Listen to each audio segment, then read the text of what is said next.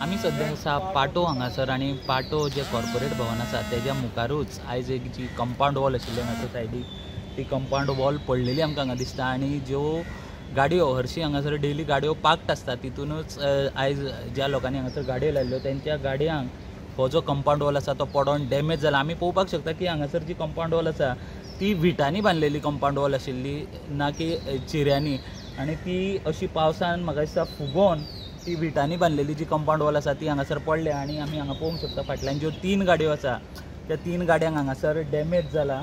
मोठें नुकसान हांगासर जी क्रेटा गाडी आसा म्हाका दिसता तिका जाला की डायरेक्ट तिचेर ती लागीं आसलेल्या कारणान तिचेर ही कंपाउंड वॉल पडल्या।